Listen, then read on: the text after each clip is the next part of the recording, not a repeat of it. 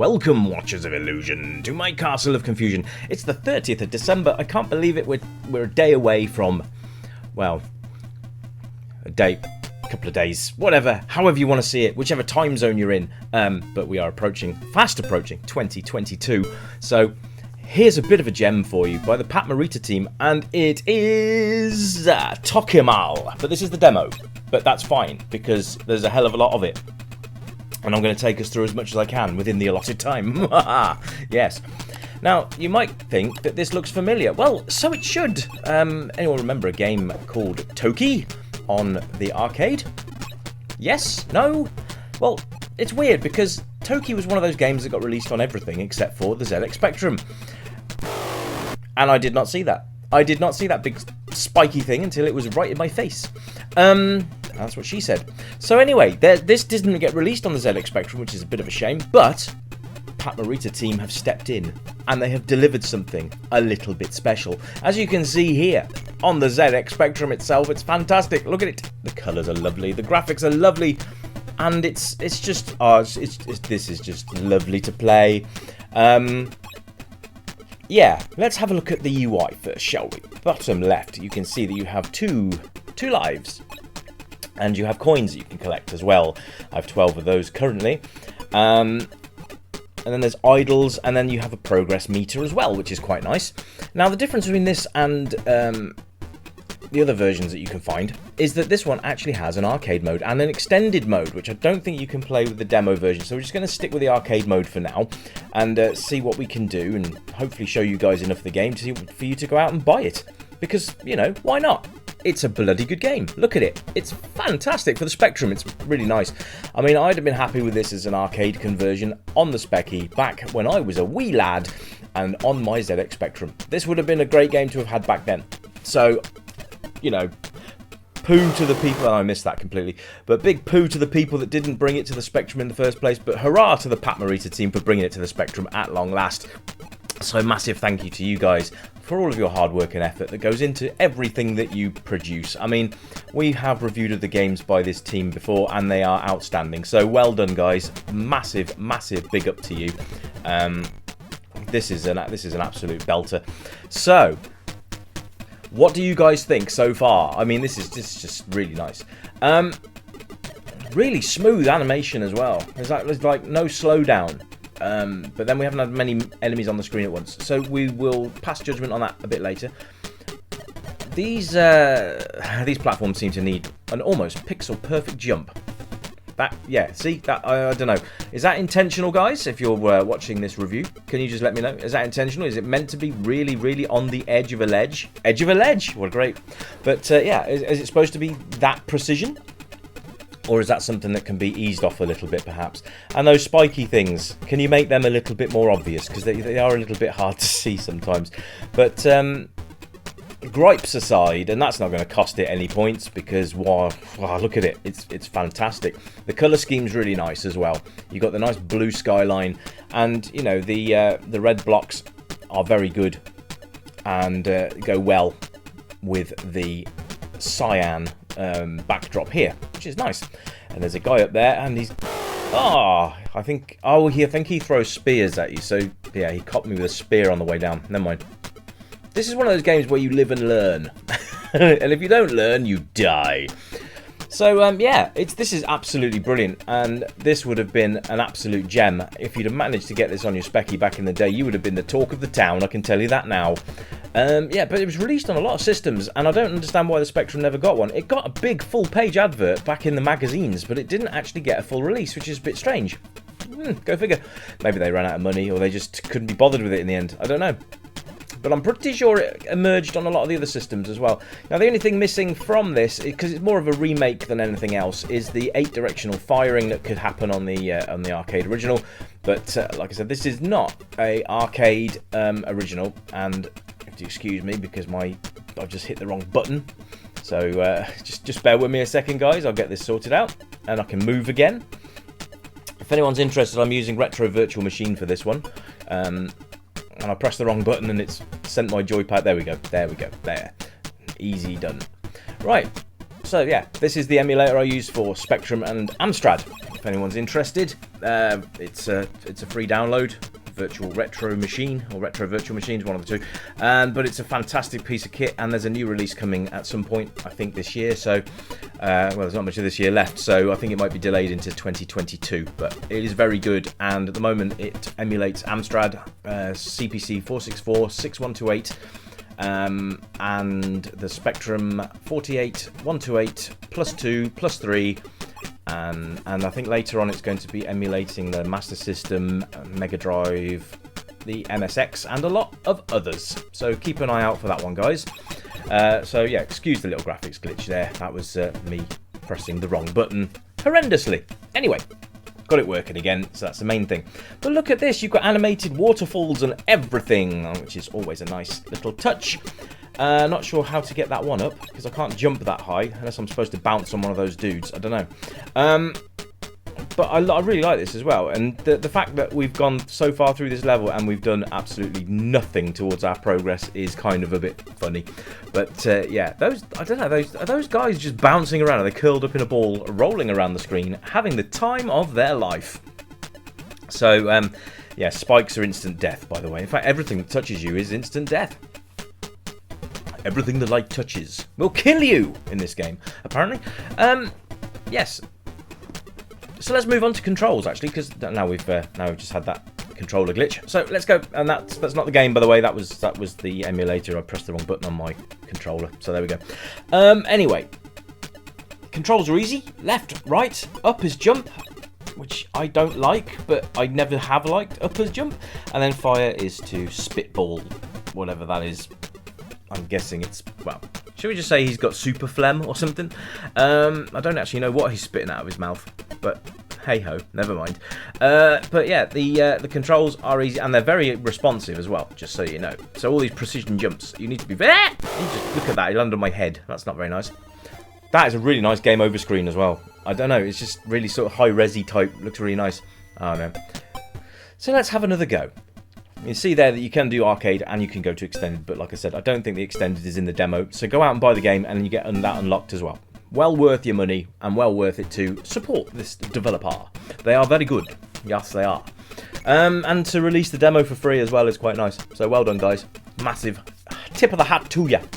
So, yeah, so you get upgrades as well. So you get sort of like that double, it's almost like a bowler now. So you can spit and we get two things combined like that. That's a little bit nicer, but it is timed. You can see there that there's 10 seconds left on it now, and then yeah, anything you get that's bonus will have a timer on it. So it's not, you don't keep it forever, or you don't keep it until you die. You keep it until the time runs out. Whether or not that's a demo thing or whether that's actually incorporated into the full game, I don't know. Maybe if the guys are watching, they can shed some light on that in the comments for me. But so far, loving this. It's great fun. And that's the key to the game, isn't it? Fun. This is a labour of love, ladies and gents. This is one of those games that you just need to pick up and play, especially if you enjoyed the arcade original, because, well, this is what it's based on. So, there you go. Sound and music's really nice. You've got music going all the way through this, which is really cool. And you have got all the sound effects as well. So, sound effects and music at the same time is bonus. And it just adds to that sort of enjoyment of the game, I think. And yeah, those spiky things could do have been... Oh, buttocks. Never mind. Okay, so the other thing is if you try and reset the screen, I've noticed this when I was playing it earlier, that sometimes the guys that are rolling around won't reset, so they'll just continue to roll towards you, which is quite a nice, which is interesting feature actually. So it doesn't reset the level for you, so you just got to be a bit careful with that. But otherwise, this is an incredible game. And yeah, so let's talk about playability, shall we? Well, it's incredible. You'll just be playing this for hours. I can tell you that now. And those completionists out there, you will be spending a lot of time trying to get this one completed, especially as there is a percentage to do. So yeah, let me know how you get on, by the way, in the comments. If you get the demo, tell me how far you get with the demo. We'll go as far as we can. See, those precision jumps are just slightly annoying, but it's not enough for me to dock points. But just be aware that they can be a bit frustrating if you miss them. You can destroy those spiky things, which is nice. 3 hits and they explode, so just be careful of the shrapnel that comes off them. Yes. But level design's nice as well. Really, really nice, in fact.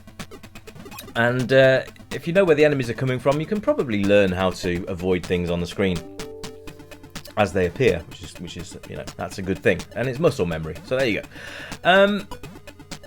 Replay value. Yeah, you're going to come back to this. Of course you are. There's no saves. You're going to come back to it. There's no two ways about it. Unless you're an absolute pro, then you probably won't be completing this anytime soon. It is slightly challenging. So yeah, and those exploding on a yellow background, hard to see. But again, that's again, look at the background. It's lovely. It's just stones, either that or jelly beans. Haven't quite decided, but whichever, it works. And having the red stone as well works on levels like this really nicely. So, playability, replay factor, both in check. So you will be coming back to this game again and again. Age rating, I don't know. I'd say pretty much any, to be fair. Start them off young and, you know, let them build up to it, because this game it can be a challenge, as you can see. But, you know, running around as a little ape and spitting at everything in sight, you know, that could appeal to youngsters. It appeals to me, so, you know. Well, it doesn't say a lot, does it really? But never mind. But yeah, I'm going to suggest that you all play this game. Even if you're not a platformer fan, you need to play this game, just because. You need to turn around and say, I've played Tokimal, and it's bloody brilliant. That's what you need to be saying, because that's not a lie. I love the fact that everything is really... some of the enemies are in really tight places as well, so that's quite amusing. So you've got to, some of this is tactical. You've got to, ooh, that went straight up my loincloth.